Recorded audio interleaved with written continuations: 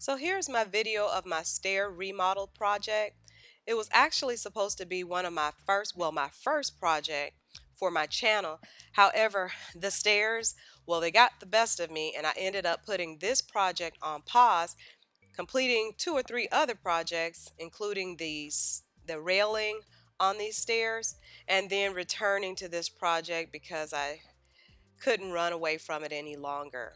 So here are the results, and let me show you how I got here.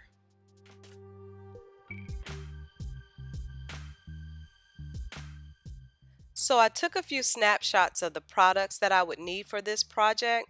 However, my needs continued to grow beyond what I initially anticipated at the beginning of the project. So I don't have pictures of all of my products, but I'll include a description of the products in my description box below.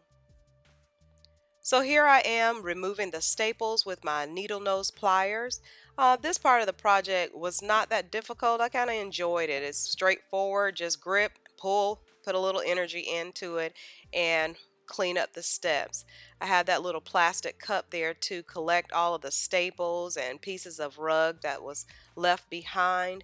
And I ended up filling up this cup before I finished this part of the process.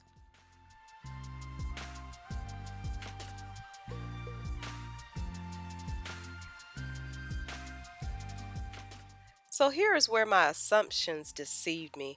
I thought I'd just go in here and sand down the steps and all the paint would just kind of magically come up with a little bit of strength. I ended up using two different types of sanders and then strippers, thinners, strippers of 30 minutes long, 15 minutes long. It was just all a no-go without the extra added work. So my process here of applying my stripper, I was just kind of scooping it up and laying it on a thick layer. That was easy enough.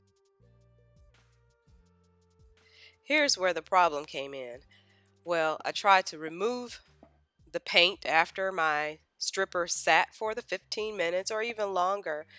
And this paint, it really wasn't budging. This was the frustrating part. Ironically, the paint on the facing board, the paint from that type of wood, it actually kind of stripped up the way that the picture um, presented. But the paint on this surface part, I guess it's a different type of wood.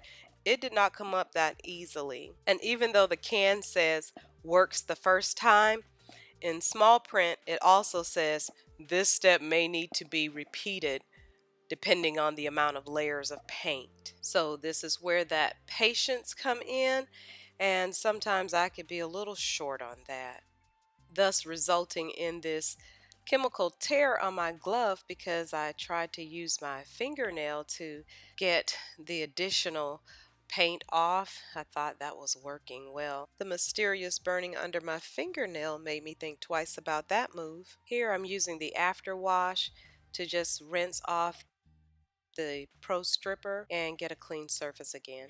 And back to sanding again.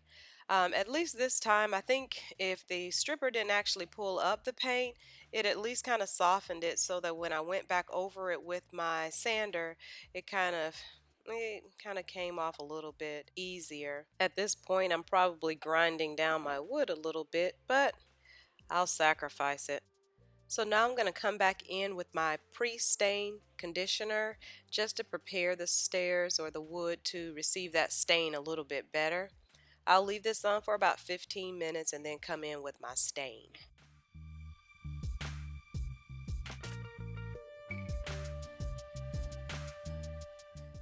As you can see, there's quite a bit of paint left behind. I was kind of counting on my dark stain to cover this, and I'm actually working on this railing at the same time so that I can kind of stain them to match. The railing is on a different video. I'll show you how I mounted it. Here I'm applying my stain. Finally, can't believe I got to this point. It's been a journey.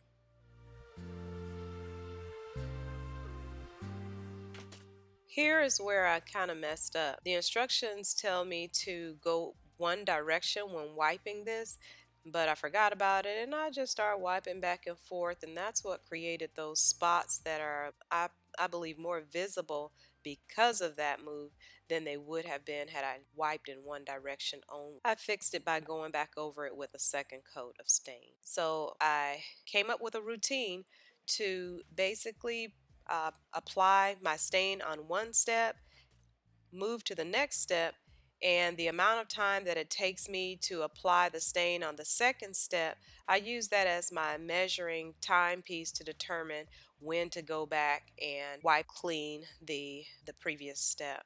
Okay, so I've added my blue painter's tape to prep for my paint job. I'm going to paint the front of my steps white and add the white touch-up parts to the stained area that shouldn't be stained. Here, if you can see, there's some little holes here that were left from the staples that I removed.